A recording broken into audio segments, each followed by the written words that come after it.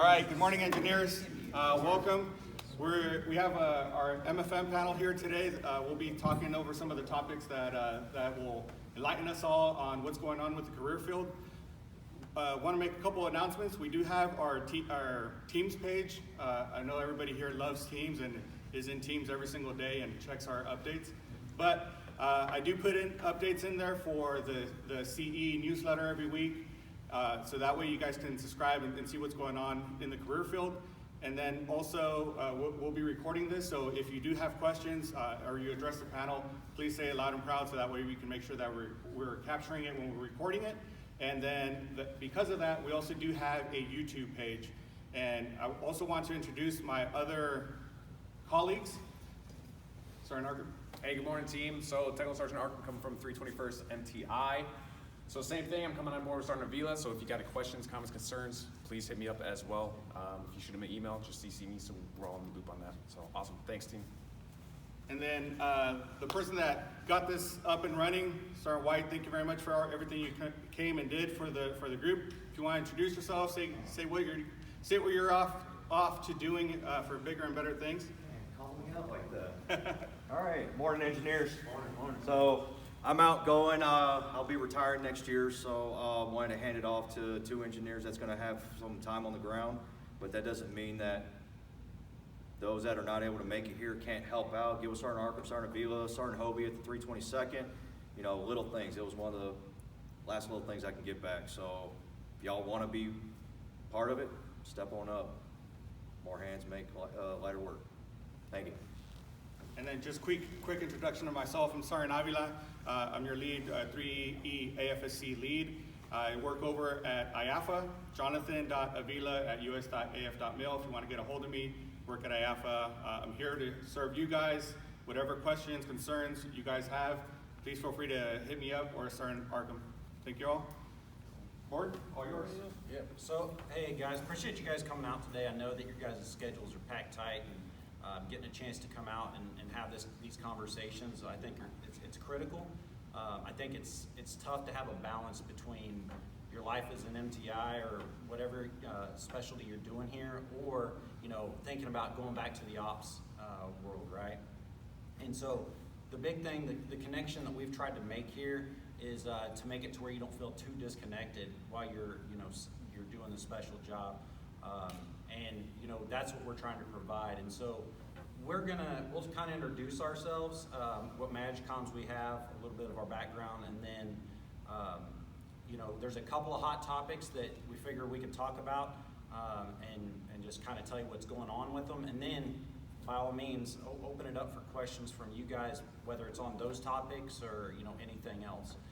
We were going to try and get the assignments manager to come out as well, but right now the SME is at NCOA, so she wasn't able to make it. So you'll probably see the beginning of December, she's going to try and do an in-person, so kind of mark your calendars for that and let folks know. And I think it's always good to hear straight from them. So, but I guess I'll introduce myself first. Chief Vines. I have USAFE and I have AETC as a MagCom functional manager. I kind of took the reins from Chief Roth. That's what he had before I got here. And I got here in December of this last year, so been on ground for about 10 months. Background, I'm an electrician by trade. Been in the Air Force for almost 22 years. And I've had several different jobs as far as I did first sergeant gig right before DSD started, so I kind of know what it's like to come back to the career field. So if there's any questions on that, throw them at me. But had the opportunity to do PACAF through Korea, and been in USAFE at Lakenheath and Mildenhall. So kind of have a little bit of experience both there, several CONUS assignments. So feel free to ask me any questions in regards to any of that. Chief Roth. Thanks. Hey, I appreciate the opportunity. I'm Chief Roth. I've been in 29 years. I retire in 8 months. Start terminal leave in 7 months, so I'm kind of happy, if you can't tell. It's been an absolutely awesome ride. I'm electrical by trade. Squadron superintendent, I did all that, did the IG at Space Command, I'm the Power Pro electrical lead for PACAF, and I've been a MAGCOM functional manager for about 2.5 years, so I'm the old guy. I'm really old. A little bit of experience, but it's a good opportunity. Assignments, I know our assignments team isn't here, but I think between the three of us, we could probably answer 90% of your assignment questions. So please don't hesitate to ask those questions as well. Also, I never grew up as an MTI or MTL or anything like that. That was probably my biggest regret. I look at you folks and I value what you guys do, what you bring to the table. I think this is just me. I think your jobs are a lot of it's about timing when you jump into this DSD world because it's very competitive as far as promotion. So I think when I get my spiel on DSD, to me it's a little bit about timing. But nevertheless, you guys are important and making a huge difference. So look forward to the questions. I've been overseas for 21 years. The only CONUS I had was San Antonio, Peterson, and Andrews with Sarnarvon. So other than that, I've been over USAFE, PACAF, and all that good stuff. So a little bit of experience. So look forward to any questions. I'm very honest, so just let y'all know. He was already honest before. Be careful what you we're ask. talking. Yeah, please. Yeah, Chief Master Sergeant Dustin Green, been in the Air Force for 26 years. I got in this MFMC a year ago, almost to this date, this month, let me put it that way. So I still got a couple more years to go in the sea. Looking forward to it. 10 assignments in my back pocket, a bunch of deployments. Spent most of my career in PACAF and a structures background. Same thing with Chief Roth. I like to call myself a Jeep Chief or a knuckle dragger. I grew up, I didn't do any MTI, recruiter, or any special duty, DSD type stuff. I spend most of my time in the flight, the squadron, and at the group. So I filled all three roles as a chief, at the flight chief, Cadena, squadron chief, 4 different assignments, and group chief at one. So I would say a lot of my experience comes from that level. I can tell you that Chief Roth, he has a lot of the unit squadron experience, but he also has a lot of staff experience. So when it comes down to when I say knuckle dragger, I'm not the smartest guy on the block, but this guy definitely knows how to staff packages and do all that kind of stuff a lot better than I do. But we rely on Chief Roth a lot just based on his experience and being in the seat as an MFM, but also as his experience as staff. So if you have any questions on that, please don't hesitate to beat him up on that.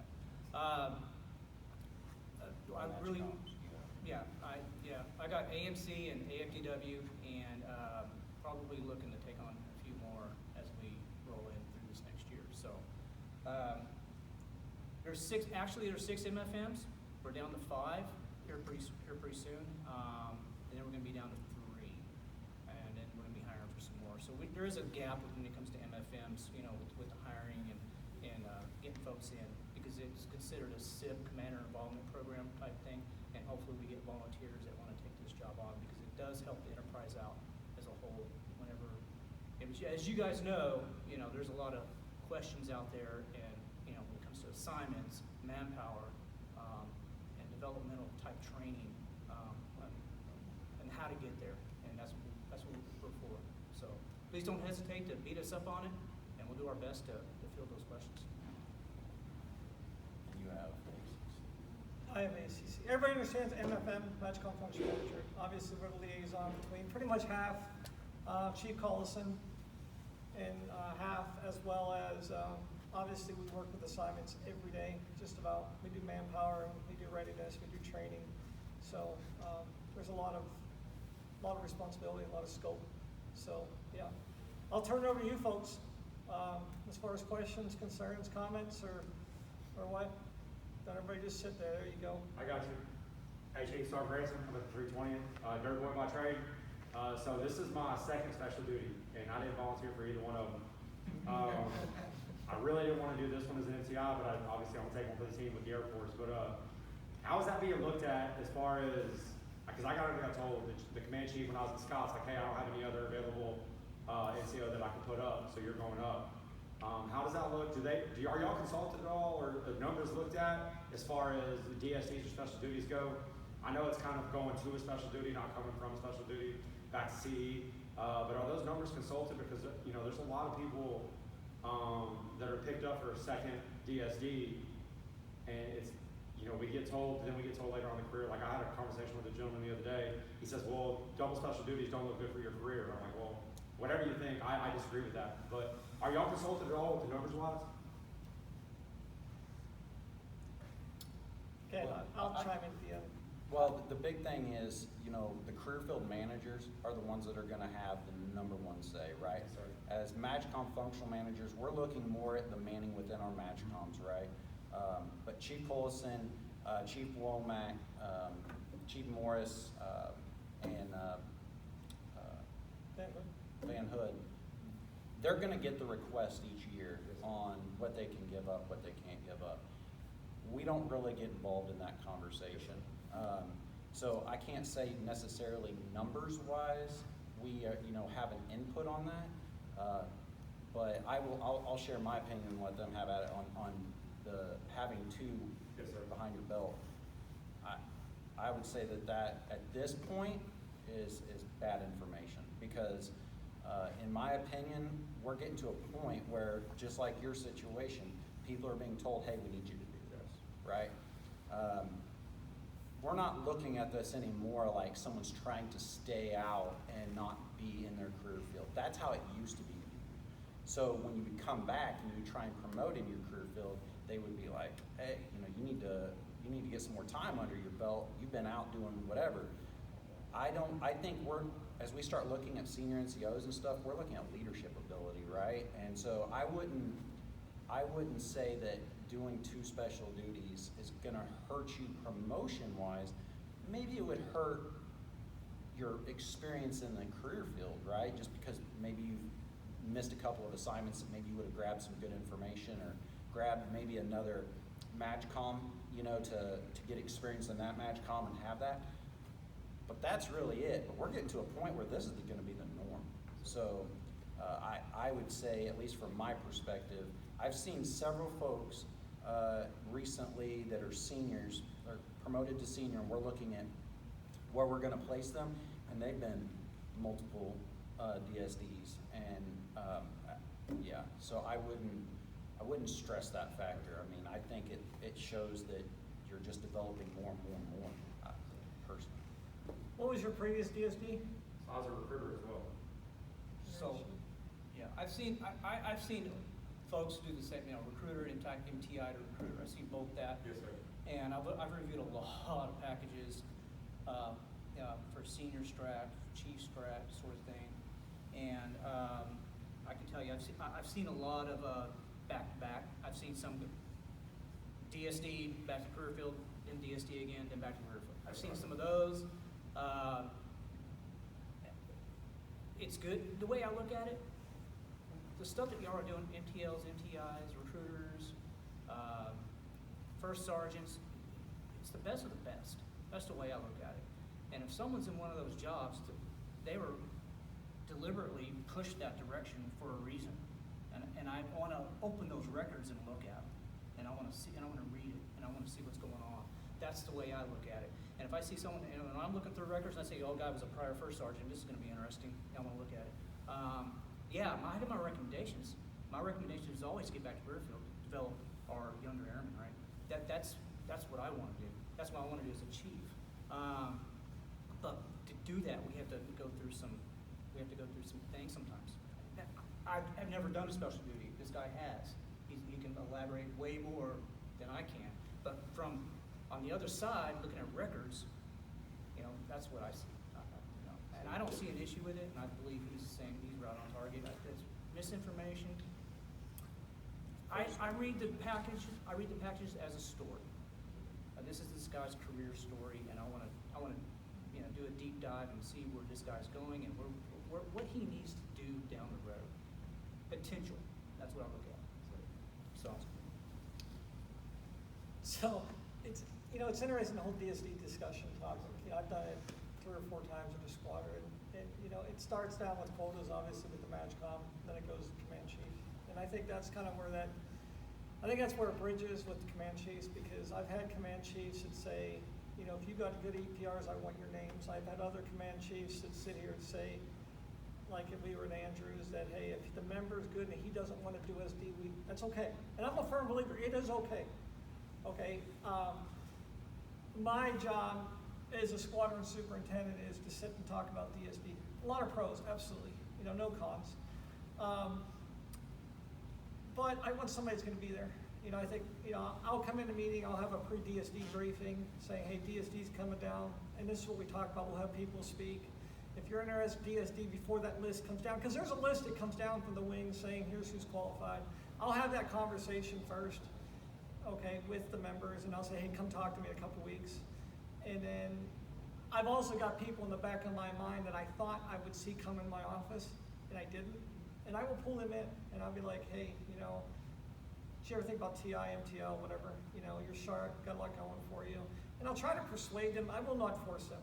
You know, I'll kind of say, hey, do it when you're young in your career, you don't have kids, you're not married, you got a line number. To me, those are all good opportunities, good timing. Don't wait until you're, you know, you've tested for tech 3 times before you want to make a change, because I'm a believer that it takes, because it's very competitive. It's hard to get promoted here, but as soon as you get back into the career field, it seems to be a lot easier. I'll have that discussion, you know, but I will not force anybody, and I have a hard time believing why they selected you when you were pretty much adamant saying no. I'm going to be honest again, I think it's bullshit. You know, I don't think it's right. You know, I think, you know, there's other master sergeants or tech sergeants or whatever you are. I would look at your portfolio, but we're all different. I would look at your portfolio and say he's already been out a few years. There's other qualified tech staff masters, but I'll be honest with you, it comes down to your wing leadership and your chief. You know, whether or not they're going to push you. Is it a bad thing? No, I don't think it's a bad thing. You know, because I mean, when we do our vectoring and stuff like that, we'll look at your records, where you've been, and you know where you need to go. Obviously, it's certainly not a bad thing. I think you offer a lot. You bring a lot to the table with the experience. There's no doubt about getting promoted. It's very difficult, I think, getting promoted in these DSDs because it's competitive. But you go back, and within a year or 2 years, more than likely you'll get a line number. I mean, that's just, in my experience from seeing, you know, that's how I kind of sell DSD. You know, it's a great opportunity. You know, we talk about timing. You guys are probably, but I think timing's huge. You know, I think timing to come into a DSD is when you get a line number. You know, don't wait if you're a staff for 3 years and want to change, because we all know we're probably setting ourselves back initially, because now you jumped into a pool of, you know, true professionals, competitive, and it makes it that much harder. You know, so maybe, and when you go back to CE or wherever, you'll get promoted. So again, we are all different, you know, in the sense I'll have my opinion, he'll have his opinion and such. You just got to kind of take what you get, and, you know, hopefully you get some good nuggets from all of us, but certainly a good opportunity. As for the double doing, I don't think it hinders your promotion. It's how you do it. You know, recruiter, TI is completely different, or MTL. So They were just saying that because I went from superintendent to an NTIS student to an NT, right, going that route. So they were just saying that's probably, you know, Yeah. and he wasn't C at all, so it didn't really matter to me. It was just a question I wanted to pose to you guys. I appreciate it. Here's another perspective on DSD. Think about how DSD's evolved, right? I can recall being at Lake and Heath, and I had people that wanted to go, but couldn't because of DROs, right? So we were in a point where we weren't allowing people that didn't have it, they weren't in their DROs window. So who did that mean had to pick up the slack? CONUS, right? And so now we've changed that. Hey, if you have somebody that's right, you know, let's push it. So as this process has evolved and unfolded, you know, there's been several changes, just like the mindset. We're going to tell you you're going, you're the right person, you're going. And then it evolved into, well, let's have a discussion. And you probably spent more time trying to say, hey, you need to go do this. This is the right time. Now it's, hey, I think you should do this, but look, you got to figure out what's right for you. So it's, man, this thing's evolved huge too. So yeah, I wouldn't stress about it. I wouldn't. Cool. What else?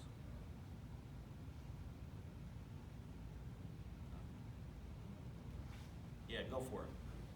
San Roman, HVAC by trade. I'm over here working at IAFA.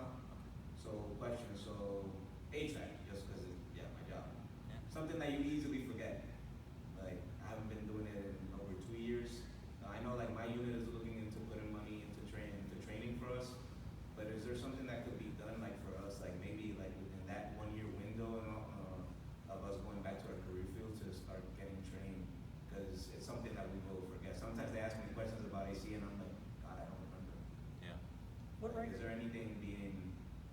rank? My staff.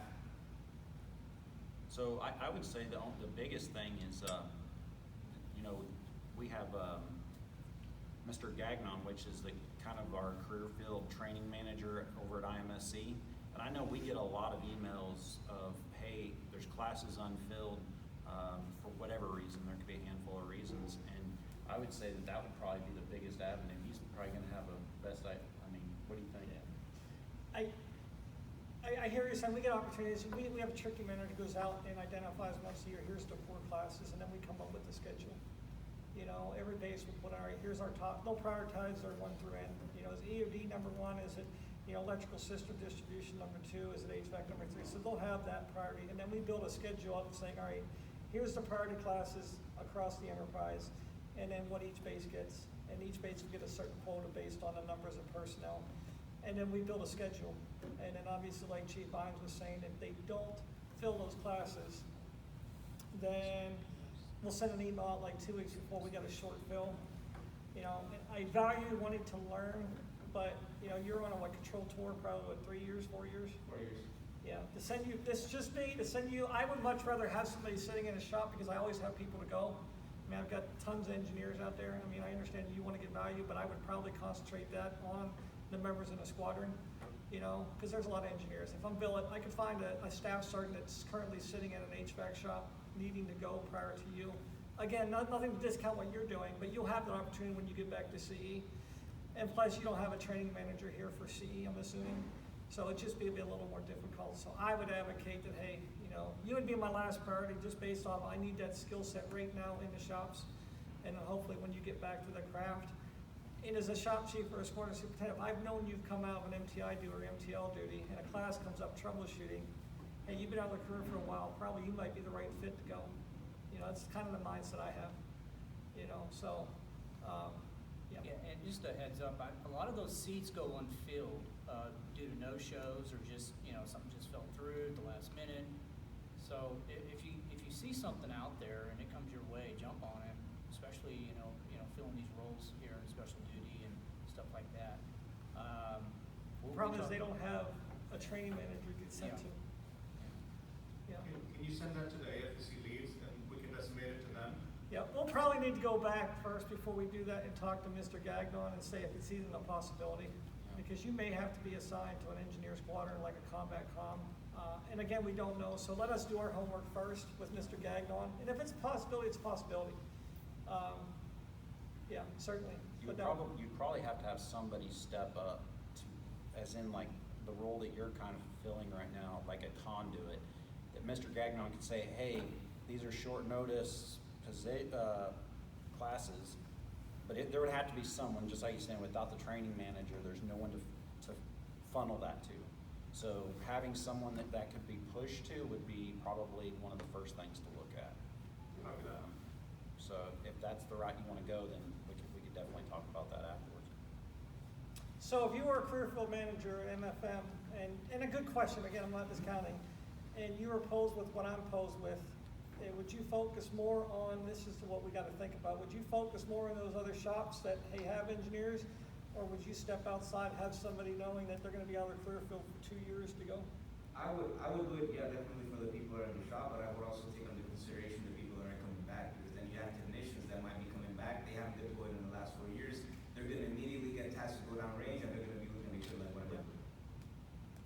So, I would definitely also consider like people that are coming back, because I would have that in mind that they haven't been working and they haven't deployed, so they are probably gonna get hit really fast when they get back. Yeah, we'll talk to Mr. Gagnon, just to see if it's opportunity. I mean, we're open for suggestions, obviously, that's why we're here, so, great, thank you, good point. Well, I would also say it probably coming back, in my opinion, putting myself in your shoes, I know I'm getting ready to come back and I'm going to be leading airmen, and if I don't have that experience behind my belt, I'm going to feel as though I'm not able to do my job, you know, effectively. Probably, I would assume that's how it would feel. So. Oh, I'm ready. If I were to go back right now, I'd be like, treat me like an airman, because honestly, it's gonna take a little while to remember, like while I refresh some stuff. What else? Matt Sergeant Sales here from the 343rd Training Squadron.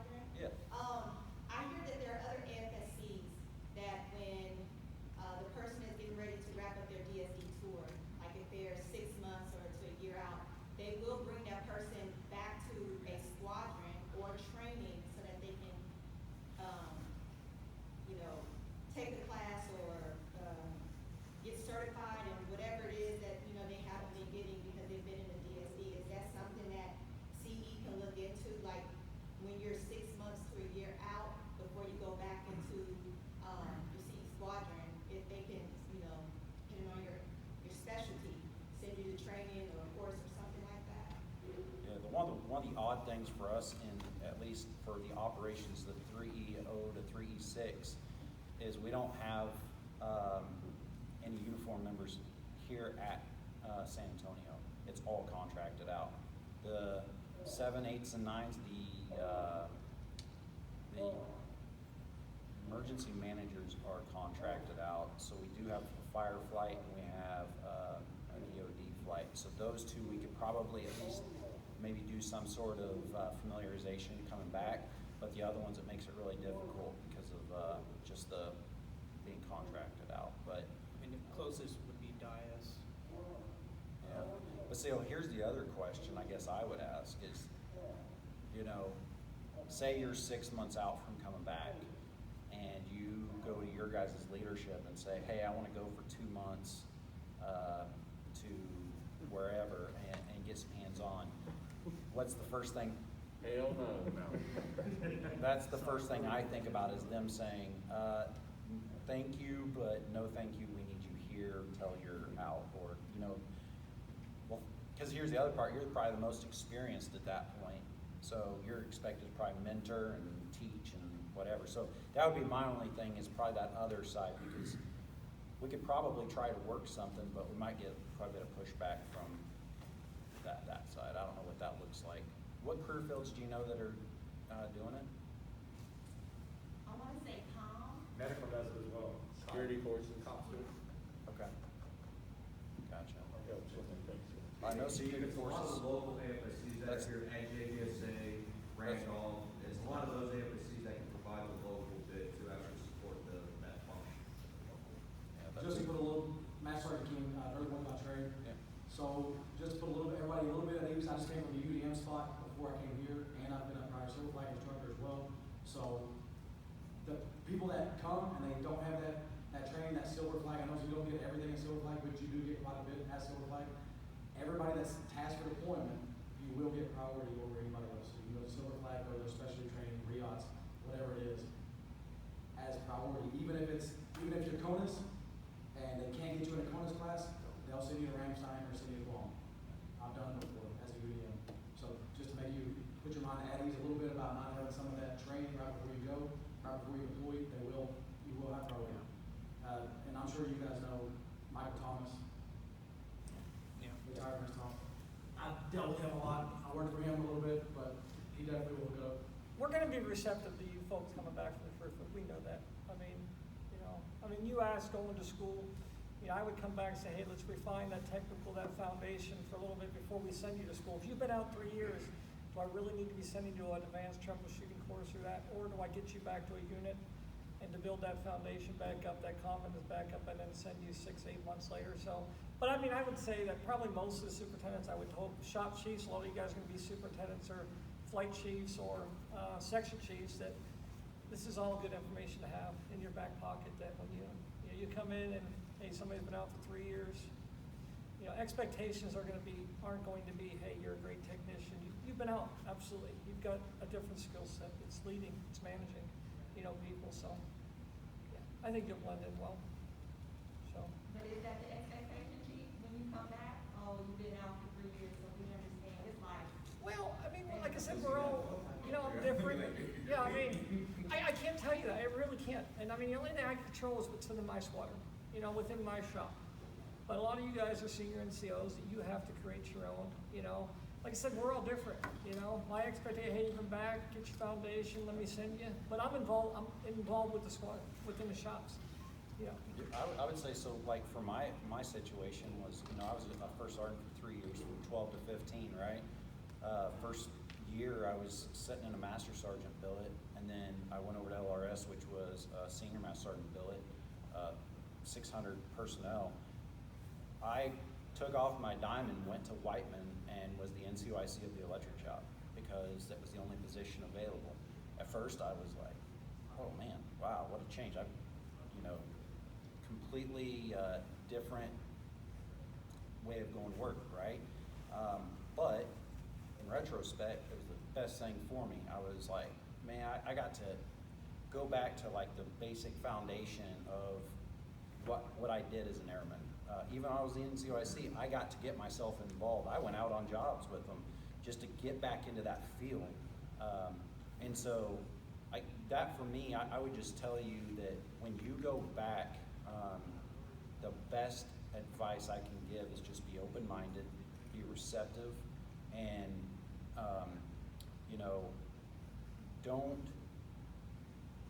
don't take it personal. You've been out. There's going to be things. You're going to sit in a room and people are going to be talking about things and you're going to feel stupid. That's normal because you've been gone. I mean, a lot of stuff's changed, in CE it can change in just 3 or 4 years. So my thing is, whatever you're going back to, just almost, how they say when you first get somewhere, give it 6 months, just like literally almost just exist and soak it up. That's the best thing that you can do, and just have a positive attitude. And I think where people go wrong, or when people go back and somebody says, hey, I'm not sure if you know this or not, XYZ, and they're like, oh man, I knew that, I know that, you don't need to tell me that. When you come back with that kind of attitude, people shut off real quick. But if you're just like absorbing and you're there as a teammate, yeah. So that's the best advice I can give. And don't think any job's beneath you. That's where I honestly, I thought, I'm going back as the NCOIC. Like, that makes no sense. But it turns out it was the best thing. I mean, if I had to give any advice, if you could go back and just be a craftsman and have an airman or a senior airman or a staff sergeant underneath you, don't feel like that's beneath you. Like, go back and start, because guess what? Here's the thing. It's like riding a bike, it's gonna feel awkward at first, but you're just gonna get back and you're gonna bounce back. But here's the thing, what you guys are gonna possess that your peers don't possess are people skills. Like, I don't know how many people came to me and was like, hey, do you have a minute? You wear a shirt, I got a situation, right? Or I got an airman doing this, that, and the other, and I don't even know what to say to him. And I'm like, that was my bread and butter. That was easy. So people would come to me, and being that person that they can come to, because see, they don't have that. You guys, this is all you do every single day is deal with airmen, right? And it's gonna be something that's normal and easy for you, where your peers, it's not. They struggle. So there's that balance. You bring something, they bring something, you work together as a team. But that's my experience coming back. It's all about attitude. And I've been on the opposite side. I've had folks come back from DSD, and I've also had folks come from Red Horse to traditional CE squadrons. But that's a bear too, because they're totally different organizational structures, totally different. They don't, I'm gonna go back to IWIM days. They didn't mess with that. Now they try Riga. They're like, what's this? And you got a master sergeant, Red Horse guy, running a, heavy equipment shop, or even a senior being a heavy repair superintendent and not having a whole lot of experience in the traditional prime beef CE squadron. It's a challenge. But you know what? The way I look at it, and not just Red Horse, but also DSD, but it's all about determination and drive. It's not going to be handed to you. We all know some of these skills are perishable. They do come back a lot easier. It's like Chief Vine said, it's like riding a bike. When you haven't rode one in a while, you get back on it, whoa, okay, it's easy. I remember this. You have a little more of an advantage compared to your peers because you've done something outside the career field, which the majority of the peers that you work with will not, like me. So you have that extra skill set, and you have an advantage. And getting that perishable skill back, you have to go for it though. It don't come to you. You have to seek it out. Okay, when you go back to your units, you gotta take advantage of every opportunity to get it back. And that's going out on the job sites. Go down, take all the training you can get, and that's what I've dealt with, and that's what I've seen. And I've seen very successful people, airmen, make it to the top because they were hungry and determined to take care of themselves and their folks. So that's my. I've got an assignment question. So my MMAP, I'm due to get it in December. the notification, right? I'm Sergeant Ashley Dirtboy, by the way.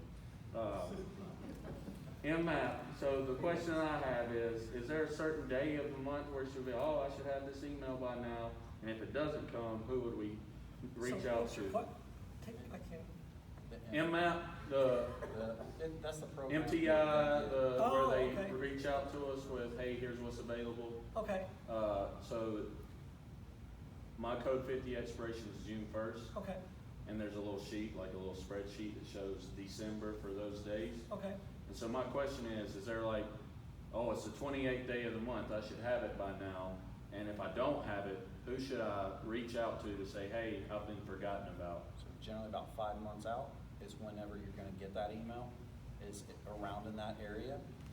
If you're not receiving that, or let's say that you're, coming up on 120 days out or whatever, and you have not received anything, which you shouldn't really get to that point, but then you can follow it up through, there's a chief right now that he's been sending me stuff, but that was for the 3 nights. Really just follow it up through your superintendent. The assignments team hopefully will be good by then. It's a little unhealthy right now, just the amount of folks that they have. But the way she explained it to me was, and she'll actually be out here, like I said, the beginning of December.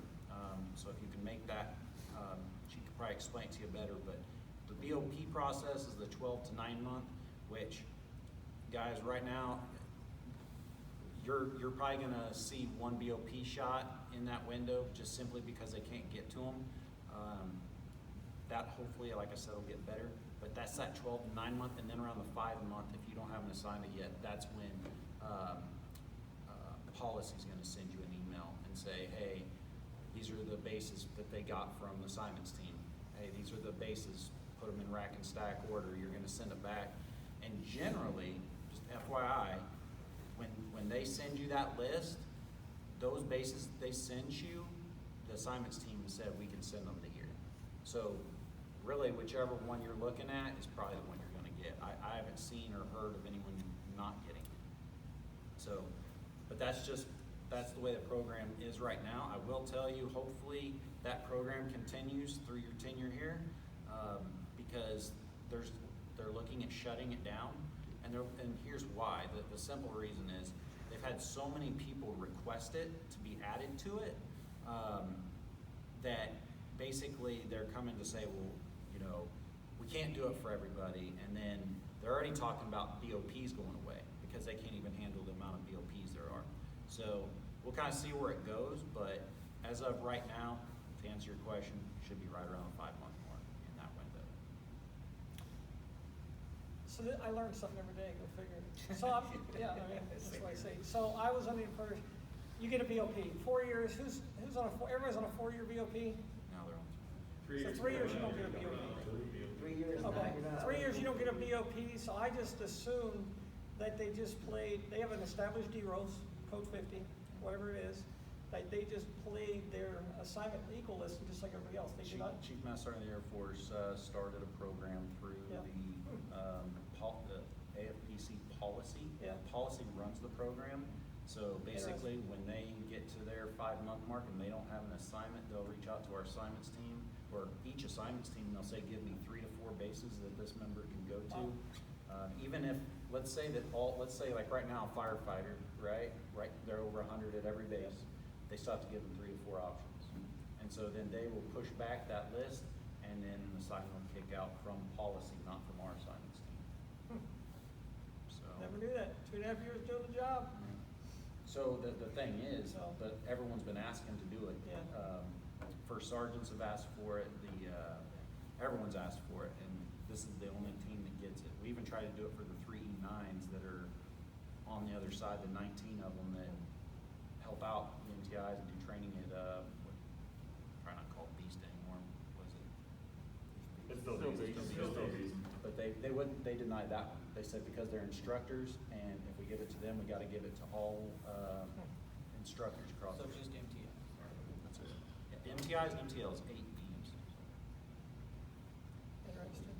Yeah, what you got? I got a question. Master Sergeant Weather from 31st. Just to piggyback off that question about those assignments, I'm currently key coded for my son. Okay. And having that window of 5 to 6 months, is that going to be enough time for that gaining location to approve my MAP or wherever location I go to? And if it does get denied, because I know that list is probably not going to have those assignments that can support my son. So if I get denied, what's the next step from there? Like, I know you guys might not be able to answer that question. Maybe it's more towards the assignment people. Well, it's a process though. I mean, so if it's gonna be stateside basis, right? So, and that's the other thing. You can still play the overseas assignment cycle too. You guys know that, right? Like, whatever lines up with your code 50 being dropped. But you would basically put in for your assignments in that, and your BOP, where you're on 3 years, right? So you don't get. Yeah, I'm 3.5, so I missed that 4-year mark. So. Okay, so you would get the program. Then whenever they assign it, what's going to happen is when you start that out processing, that's what's going to kick in that Q code, right? So, and then that's what would start that process. There's nothing you can really do to start that process beforehand because you don't have an assignment to put it to. But I would say, when's your code 50 drop? June. In June. So I would say the best thing for you, get to that 5 December or whatever December meeting is, whenever Sir Millhouse is going to come out here, and that might be something that she takes your name down and tries to work it, knowing that she's going to end up working it anyway. Copy that. Thank you. That's what I would do. Yeah, they work hand in hand with the Q code office. We have a lot, there's so many folks. I was Q coded for the longest time in my career, and I can tell you I've been through a lot. I've been appealed, and been denied, appealed, then got it, and the assignments, and I've been diverted from one assignment to another, so I've been down that road, so I know what you're talking about. It is a tough road. But the thing is all I can say is tell folks, get their 1466 in as soon as possible. Yes. Get that form, get it. The quicker you can get that form up, the faster you can get the process started. Once you gotta have assignment, right? And whenever the gaining location, they deny, accept, whatever, when it comes back, then they're gonna re-engage. You have the opportunity to appeal. That's the process. You can appeal, or you can get denied. That's that point where it's not, AFPC assignments will get involved and take, where else can we send this person based on these conditions or whatever, It's nice to know, nice to let him, I like to know if we have any issues on those. Really, there's nothing we can do about it. That is a medical side of the house thing that works hand in hand with our assignments folks to see what's available out there. And it is a tough one.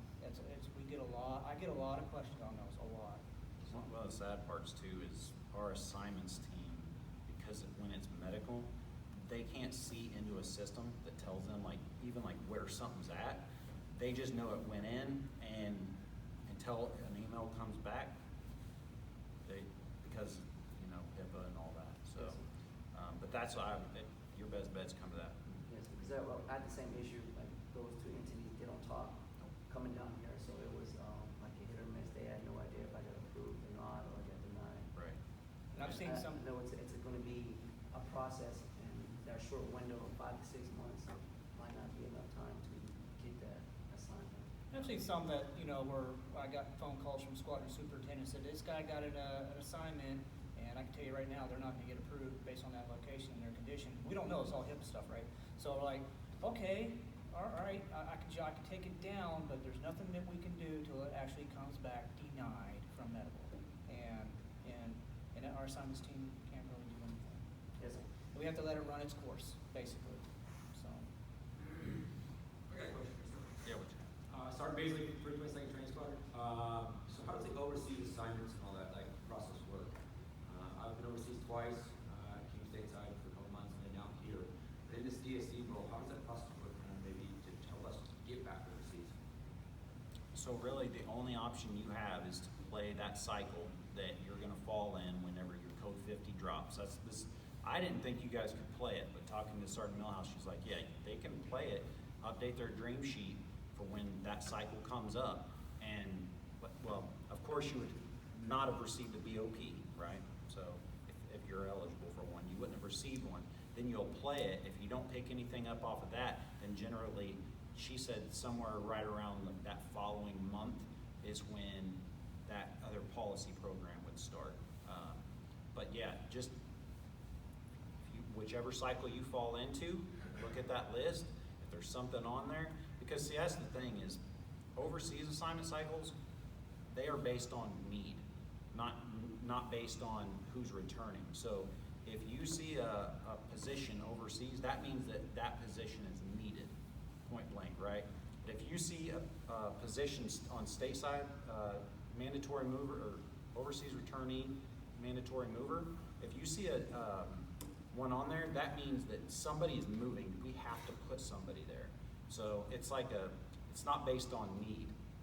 Now, for you guys, when you're looking at doing your BOPs and stuff, she'll tell you this. Don't look at overseas returning bases, okay? Like, when you see that list come out, don't look at that to say, well, there's Travis and McConnell, so I see that's on the list, I'm gonna put this down on my BOP. Don't do that. She said that has nothing to do with your guys' options. And that's simply because people are coming back, and those are already being filled by somebody coming back. If that makes sense, when we're talking BOP. So, yeah. So you guys are at an advantage somewhat because you guys are mandatory movers, pretty much. So let's just say Lakeland Heath opens up as a dirt boy or whatever, the people that have a priority to go to that Lakeland Heath dirt boy position are guys come off remote or female, airmen, or another member coming from overseas. They'll be like a second priority. And then third will be the people that have established DEROSIS like you guys will because you're off the code 50.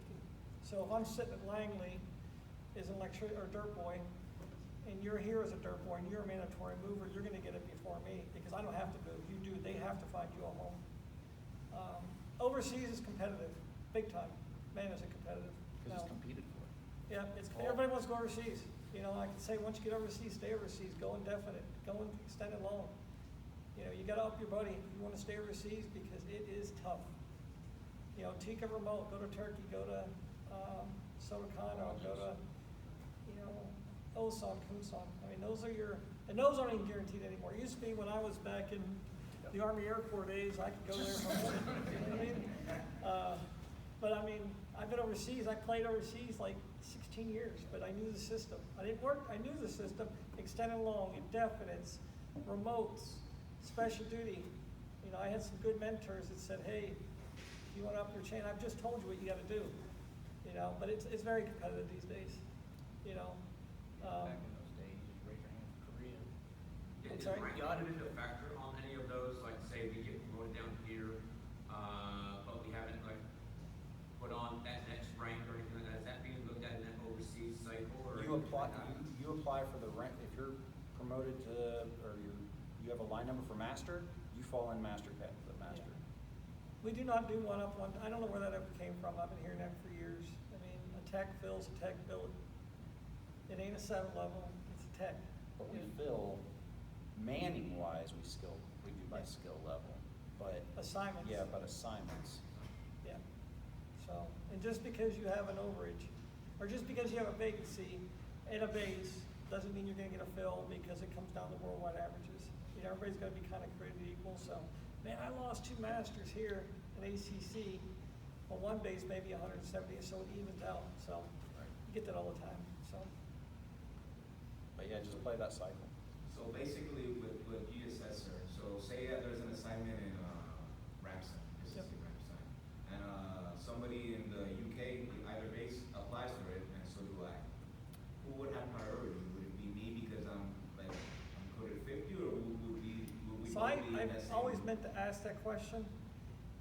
Like, There's a list. gut tells me it's the person overseas already. The person overseas, that's what I. You got a remote, you guys got off remote, and then, extended loan overseas and long overseas, and then you don't quote me on that, but I always meant to ask, I'm pretty certain that's what it is. I think CONUS mandatory movers was something like number 5. Which would be just about, You're down towards the bottom, but. I well, mean, You are, but you're over anybody CONUS. Right. It's just sitting at Langley or whatever, you know. And another thing, we're gonna talk VOPs for a second. You know, you guys put in your VOPs. You know, I've been doing this 2.5 years. I've seen 2 people get Florida. You know, it doesn't happen. People don't leave Florida. People don't leave Colorado Springs. People don't leave Shaw or Charleston. You know, I always tell people, and I can spend an hour on freaking these, but you know, this is me. There's 3 tiers of bases. Okay, there's tier 1, Florida, everything in Florida, Charleston, Colorado. Those are really the hot spots people want to go. That's tier 1. Tier 2 is your McConnell, your McGuire, your Dover, maybe your Travis, Sacramento, Seymour. You know, and then tier 3 is your Cannon, your Holloman, your probably not the best bases. All right, depending on where you're from, you may like it. But people want to focus on all this Florida stuff. I'll be honest with you. I've ran BOPs. I've seen 2 BOPs in 2.5 years given out Florida. I'm not saying it's impossible, but it's impossible, pretty much. Well, because guess who goes there? Nobody leaves. It's humanitarian. Yeah. It's mill that they have to fill Yeah. positions, so they end up getting fat. Like another one that is Dallas. Phoenix. Yeah, DM. Luke. So, because here's the thing, the size of Luke, they're able to put mill to mill there, humanitarian, there's services there. That's where CE kind of sucks, because we don't have CE, you know, uniform wearers here, where there's tons of services. And so we end up, you look at those other places, and those places get filled. Like right now, if you looked at Luke, they're setting at about 115%. But it's not by choice, it's because that's what happens. And see like he was just talking about, they screw over the other AETC bases because they're that high average. Then you take, like, let's say Holloman, and they're at 82%. Well, they average out to 100%. So AETC is not going to get any personnel coming in to fill those because Luke's sitting so fat. And so but it's one of those deals. It's the way it is because there's services there. I mean, so it's just the game we play. But he's right as far as the tiers, talking about what to choose. And we don't hook people up, believe me. And I say that because it's, oh my God, believe me, I don't hook shit up. I don't hook anybody up. There's, you know, I get a call, honestly, once or twice a week. Hey, I need to have Johnny here because his wife's got a great job. She's a medical provider or this or that, you know, reservist. But there's programs, you know, so I can assure you the good old boy system of hooking people up for assignments does not happen. I have never seen it here. I'll be honest, since I've been here. But, you know, we use common sense. You know, I mean, we really do. Everybody's got a story. Every time that phone rings, you know, somebody's got a story on the other side. You know, and they're unfortunate stories. But I think the Air Force has done very well with catering to these programs like the child custody and all these other things that, you know, if your story was a real story, you know, there's probably a program that will help offset that. And we'll do everything we can to accommodate that. Yeah, and we don't mind discussing programs with folks. Like you mentioned, Chief Rock mentioned child custody. Because that one's a bear, because a lot of folks out there think they are approved and are coded.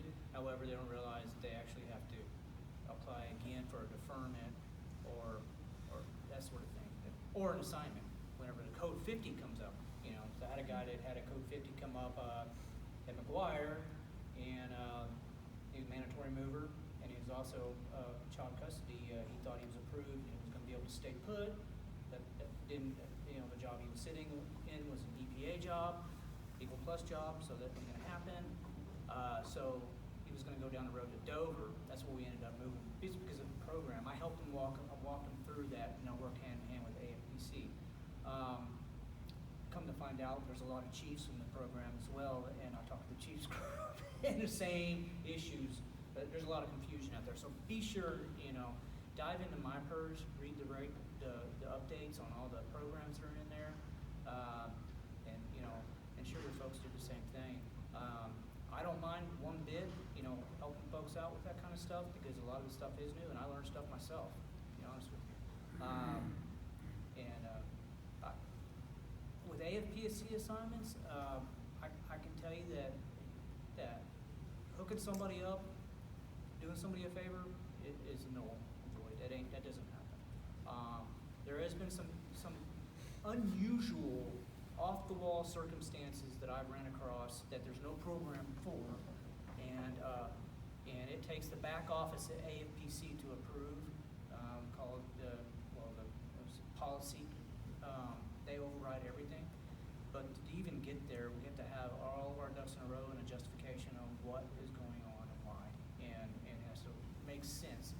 Because here's the thing: if we do something for somebody, if AFPC bends over and does something for somebody, and word spreads fast, if somebody hears about it, it could cause a ripple effect, and that's why they have those rules in place, and we try our best. AFPC tries their best not to bend those rules. It keeps everything fair and equitable, and that's the key. Well, the two things, so when these new programs come out, like the child custody, right, it sounds great, like it's a great idea. Don't get me wrong. But right now, that program has shifted to where it started off policy and legal were working those together, which makes sense. Well, they decided to shove it over to the assignments team. So right now, our assignments team, one case takes almost 3 to 4 hours to work, and right now they got about 30 of them. And so when someone's going, where's my case at? But think about all the other things that they do, right? So every time we add a new program, all it's doing is bogging down the rest of the system. I'm not saying it's not a good program, I'm just saying we don't add additional manpower to take care of additional programs. That's part one. But part two, what he was talking about too, something else that I learned, and probably about a month ago. So let's say that there's an AMS ad out there, and they select someone for that AMS ad. When they select that person, the assignments team has to go in and write basically a paragraph about why that person was selected. They have to justify this person was this person was this person was this, and then they have to go in, and if there was anyone that was in conjunction, they have to put notes in there why that person wasn't selected. So let's say that they pick number 5, say 10 people volunteer for one AMS ad, and you guys know how many AMS ads are out there. One AMS ad, and they choose number 5 over number 1, 2, 3, and 4 for justified reasons in the process. They have to write notes for every single one of those of why they weren't selected and then why that one was selected. So you talk about one assignment can take upwards of 45 minutes to an hour. And that's not even including the research to find out who does get that assignment. So all I'm saying is when you start thinking about assignments, and as you guys go back to squadrons and you're talking to folks, the amount of time it takes to process stuff. That's why when you guys send something up and, hey, I haven't heard anything back on this. If it's not hot, like when I say hot to you guys and probably hot to us are two different things. If it's not within 60 to 90 days, that's when it starts getting hot. But if we're talking 4, 5, 6, 7, 8, 9, 10, 12 months out, that's not even lukewarm yet. Sad enough. But I will share this about the team. We have CMS Sergeant Manson came on this summer, right? And he's probably getting about 70 to 75% of the way spun up. Sergeant Millhouse, she's still got about a year left with us, and she's the SME. We got Staff Sergeant Simmons that came on board. She's getting spun up on everything. We also have a Master Sergeant that's coming in down there to do a different program, but they're gonna actually set her in the assignment cell with CE so that when she's not doing whatever she's kind of got going on, she's gonna help them. So they should have about 4 people in that section, and I would say the goal right now is by the end of the year, they should be probably about 80 to 90% efficient. Right now, they're working off of about 30%, 30 to 40%. Just because you have 2 new people and you have the SME is out right now. So I just share that information with you guys for transparency because it's just the way it is. You think about your manning and what you have going on in your sections as far as if you're undermanned, they're in the same situation. But right now, they're in a lot of training. Thank you very much, Chiefs, for your time. Thank you for informing us of everything that's going on. The Chiefs will be here for a little longer after this. If you guys still had any other questions, thank you all for coming. Keep keep a lookout for that 9 December or the December functional assignment functional meeting that we'll be having. I'll be sending it out via email and also on Teams. And thank you all for coming. And that's it. Awesome. Yeah, stick around. You guys have anything off the cuff?